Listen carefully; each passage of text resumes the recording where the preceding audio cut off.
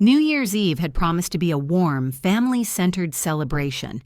However, when the heroine's mother stepped across the threshold of her daughter's apartment, bearing a box of presents, she was met with a peculiar sight. Seated at the festive table were only her son-in-law and his relatives. Her beloved daughter and grandchildren were nowhere to be seen. _0. She inquired, bewildered. _1, the husband declared with pride. _2, had always considered herself a person of refined upbringing. A teacher with 30 years of experience, she possessed the ability to maintain her composure even when the urge arose to hurl a grade book at a particularly impudent ninth grader. Upon her retirement, she was finally able to dedicate more time to her daughter and grandchildren. Polina had turned 30. Her children, 6-year-old Timofey and 3-year-old Liza, were growing up. The little ones were the very essence of Irina Lvovna's life, especially after her husband's passing 3 years prior. Her relationship with her son-in-law, Eduard, had been stable. He worked as a manager at a construction firm, earning approximately $120,000, which was considered a decent salary in their regional city. Polina also worked as an accountant at the same company, her $65,000 contributing significantly to the family's finances.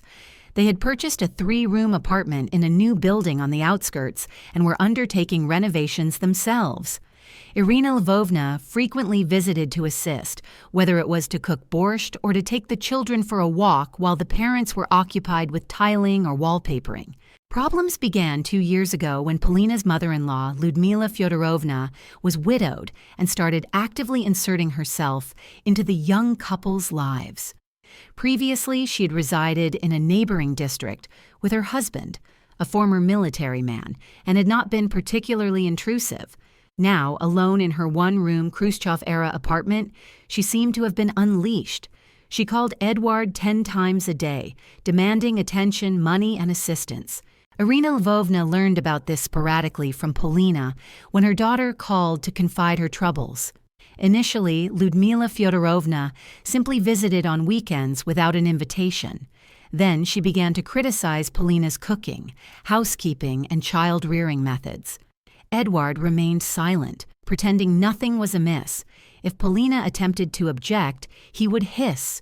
_4, Polina complained during one of Irina Lvovna's visits. They sat in the kitchen while the children watched cartoons in the next room.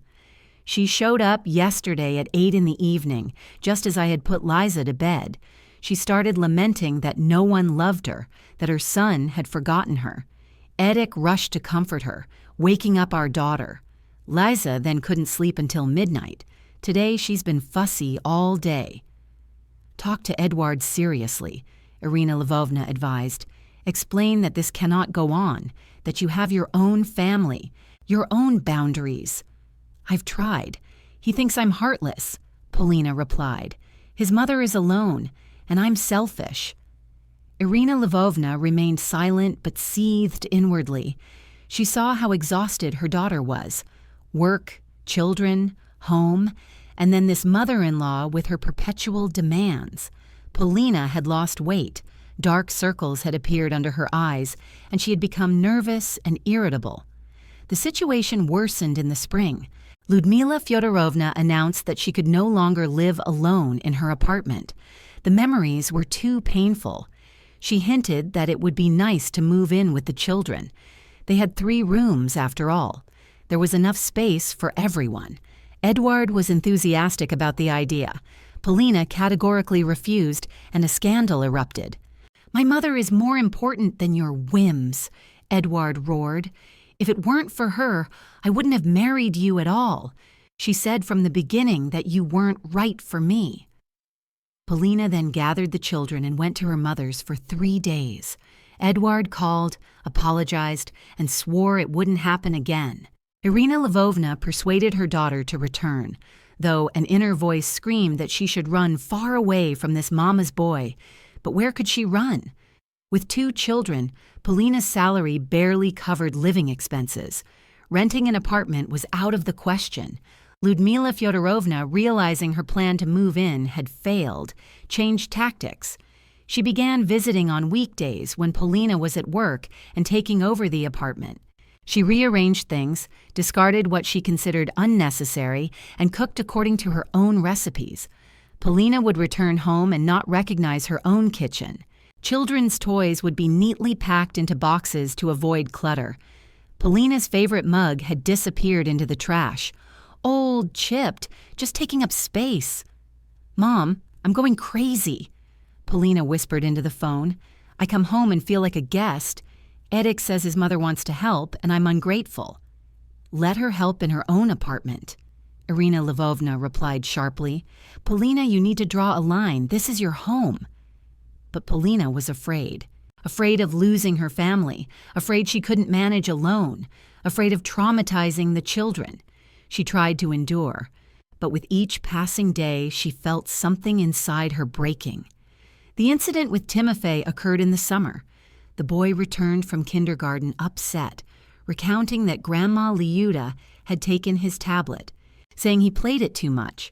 The tablet was a gift from Irina Lvovna for his 6th birthday. Polina herself had installed educational programs and monitored his playtime, but Ludmila Fyodorovna had her own ideas. When Polina asked for the tablet back, her mother-in-law threw a scene, claiming she wasn't respected. She meant well, but she was being insulted. "Are you completely out of your mind?" Edward bellowed at his wife. "Mother is right. The child is ruining his eyes. You don't know how to raise children at all." Polina couldn't take it anymore. She grabbed her bag, took the children, and went to her mother's. She stayed for a week. Edward apologized again. The tablet was returned, but the resentment lingered. Irina Lvovna saw her daughter changing. Polina became quiet, withdrawn, as if something inside her had extinguished. Ludmila Fyodorovna, with each visit, grew increasingly audacious. She no longer asked for money for medication, repairs, or a new fur coat. She demanded it. Edward dutifully paid even when they themselves were struggling.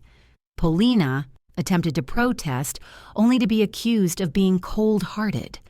A real scandal erupted in the autumn. Ludmila Fyodorovna declared that she wanted to celebrate New Year's at the young couple's apartment. Her own place was too small and inconvenient. Edward immediately agreed. Polina objected. They had planned to celebrate the holiday with just the 3 of them and the children, and then visit Irina Lvovna, but Edward was unyielding. "We will celebrate with my family," he declared. "If your mother wants to see you, she can come to us, but the main table will be for my mother." Polina tried to argue, but Edward raised his voice. He accused her of turning the children against Grandma Liuda, of driving a wedge between him and his mother. Polina burst into tears and locked herself in the bathroom. Irina Lvovna, learning of this over the phone, barely restrained herself from coming over and giving the mama's boy a piece of her mind, but her daughter asked her not to interfere. Quote 21. Polina said wearily, Quote 22. Irina Lvovna agreed, though her heart ached with anxiety. On December 31st, she drove across the city with a large box of presents. For Timofey, a Lego set he had long dreamed of. For Liza, an interactive doll. There were also sweets, fruits, a bottle of good wine for her son-in-law, and perfume for her daughter. Irina Lvovna spent almost her entire pension, but didn't regret it. The most important thing was that her grandchildren were happy. She arrived at the entrance around 9 o'clock in the evening. The windows of Polina's 5th-floor apartment were lit. Silhouettes were visible through the curtains. Irina Lvovna took the elevator, rang the doorbell. Edward opened the door, dressed in a festive shirt, slightly tipsy. His face was smug, his cheeks flushed. Voices, laughter, and the clinking of glasses could be heard from the apartment. "Ah, Irina Lvovna," he drawled. Come in, come in." She stepped across the threshold, took off her coat. The entryway smelled of tangerines and herring under a fur coat. Irina Lvovna walked into the living room, box in hand, and froze. About 8 people were seated at the table. Ludmila Fyodorovna was at the head, with Edward beside her. Next were his cousins with their wives, some aunt in a raspberry sweater.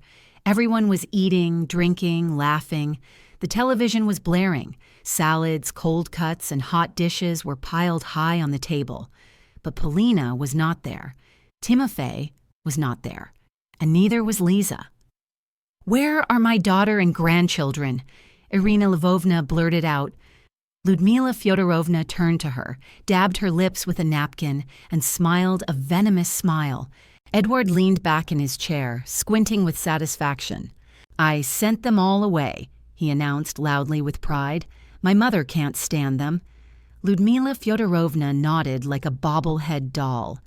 "Finally, there's order in the house," she said in a sweet voice, "without all that fuss and whining. Thank my son for coming to his senses." The cousins guffawed. The aunt in raspberry chuckled. Someone clinked glasses. Irina Lvovna stood in the middle of the living room, clutching the box of gifts, and stared at this gathering. Something snapped inside her. For 30 years, she had taught children kindness, fairness, and respect. For 30 years, she had kept her composure, swallowed insults, and resolved conflicts with words. But now, before her sat, not people, but boors and beasts who had thrown her daughter and young grandchildren out into the freezing cold on New Year's Eve. She slowly placed the box on the floor. She took off her shoes, low-heeled, comfortable ones with sturdy soles. "Irina Lvovna, what are you doing?" Edward began, but she didn't listen. Ludmila Fyodorovna sat with her back half-turned to Irina Lvovna, still smiling smugly. Irina Lvovna approached, grabbed her by the shoulder, and sharply turned her around. The mother-in-law yelped in surprise. "What do you think you're doing? Are you completely insane? Let go, I'll call the police." Ludmila Fyodorovna wailed. "Get out of here, you beast!" Irina Lvovna roared and kicked the mother-in-law into the hallway. She hit the wall, slid to the floor, and howled. Edward, by this time, had recovered, jumped up, and lunged at Irina Lvovna. She met him with a punch to the solar plexus, not strong, but enough to make him double over. Then she grabbed him by the scruff of his neck and dragged him after his mother. "How dare you kick out my daughter and grandchildren?" she hissed, dragging him down the hallway.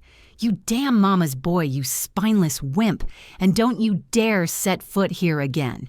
Irina Lvovna roared and slammed the door. Silence fell in the apartment. The guests sat at the ransacked table, stunned. The aunt in raspberry trembled, pressing a hand to her mouth. One of the cousins mumbled, "Maybe we should leave." "Get out!" Irina Lvovna curtly commanded. 2 minutes later, the apartment was empty. They fled, pulling on their jackets as they went, not looking back. Irina Lvovna leaned her back against the door, breathing heavily. Her hands trembled, her heart pounded. She couldn't believe what she had just done. She, an educated person, a teacher, had laid hands on people. But there was not a single drop of remorse, only a feeling of wild satisfaction. She picked up the box of gifts, walked into the room, took out her phone, and called her daughter. "Polina, where are you? Mom." Her daughter's voice was hoarse and tearful. "We're sitting at the cafe in the train station. Edith kicked us out after lunch, told us to get lost before the guests arrived. Liza is crying. She wants to go home. I don't know what to do." "Come home," Irina Lvovna said firmly. "Immediately, I'm waiting for you. But Edith won't be here, and he won't be here again. Come over. I'll explain." 40 minutes later, Polina, with the children, entered the apartment. Liza was sobbing. Timofey was sullen and red from tears. Polina looked like a wrung-out dish rag in an old coat, with frost-reddened cheeks and exhausted eyes. She stopped at the threshold, surveying the devastated living room. Overturned chairs, stains from food on the carpet, broken glass shards scattered around. "Mom, what happened here?" "What should have happened long ago?" Irina Lvovna replied. "Go wash up, change. We'll celebrate New Year's." They cleaned the apartment, prepared new salads from what was left in the refrigerator. Irina Lvovna brought out the gifts for the children. Timofey and Liza cheered up, laughed, and started assembling the Lego. At 11 o'clock, they sat down at the table, just the four of them. Polina tried to get details, but Irina Lvovna waved her off. Later. For now, just be happy that you're together. You've completely lost your mind. Mother is in the hospital. She has a concussion. I'm suing you. You'll go to jail for this. Irina Lvovna took the phone from her daughter and calmly replied, "Sue me, but I'll sue you too, for kicking your wife and young children out into the freezing cold on New Year's Eve. Child Protective Services will be very interested, and I'll also tell them how your mother tormented Polina for 2 years. There will be plenty of witnesses. This is my apartment. Community. Quote 53. I am an equal owner. If you set foot here again, I will call the police for trespassing. So think carefully. Quote 54. Mom, it's over, daughter. It's all over. Tomorrow we'll go to a lawyer. You'll file for divorce. Move in with me until you sort out the apartment. You deserve a normal life." Polina cried, but now these were different tears. Tears of relief, of liberation. 2 years later, Polina sat in the kitchen of her new 2-room apartment and looked out the window. Snowflakes swirled outside. Laughter could be heard from the next room. Timofey was telling his sister something. Liza was giggling. Soon her mother would arrive from the neighboring building, bringing an apple pie as promised. The divorce was finalized 3 months later. The apartment was sold. The money was enough for the down payment on this 2-room apartment in a quiet neighborhood. Ludmila Fyodorovna attempted to file a lawsuit for assault, but the case fell apart. Witnesses to that New Year's Eve disappeared. All the guests suddenly saw nothing and remembered nothing. However, Polina found neighbors who testified about how her mother-in-law had tormented her, how Edward had yelled at night, and how the children had been driven out onto the stairs. Polina changed jobs, finding employment at a large company. Her salary almost doubled. The children enrolled in a new school and kindergarten, making friends. Irina Lvovna sold her 1-room apartment and moved into the adjacent building to be close, but not intrusive. Polina encountered Edward once at a shopping center. He looked older, gaunt. He looked past her as if he didn't recognize her. Rumor had it he had married a quiet girl whom Ludmila Fyodorovna treated like a servant, but things had worked out for Polina. The doorbell rang. Polina opened it. Irina Lvovna stood on the threshold with a pie dusted with snow. The grandchildren are home, of course. Come in, Mom. They went into the kitchen. Timofey and Liza flew in behind them, hugging their grandmother. Irina Lvovna smiled, placed the pie on the table, and shook the snow from her hair. "Well," she said, taking a thermos from her bag, "shall we drink tea or just stand around?" Polina laughed, reaching for the cups. The children were already reaching for the pie. Outside, dusk was gathering, but the kitchen was warm and bright. Everything was finally good.